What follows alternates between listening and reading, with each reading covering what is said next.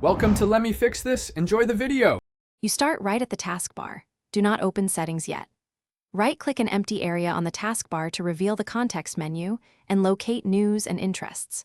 Once visible, pause and verify your Windows build if you do not see it. Older builds lack this entry.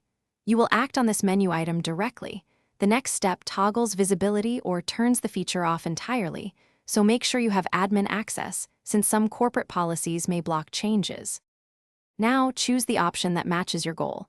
Pick Turn Off to remove news and interests completely, or Show Icon only if you want a compact, less intrusive display.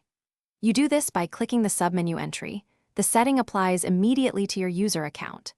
If you prefer using settings, open Taskbar Settings and locate the same toggle, but the right-click method is faster.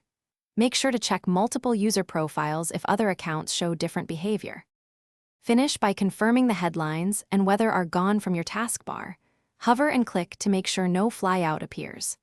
If the feature reappears after an update, check Group Policy under Administrative Templates or the registry key that controls news and interests. Corporate policies can re-enable it. If changes don't take effect, restart Explorer or sign out and back in to apply them. One quick troubleshooting tip. Run Windows Update and then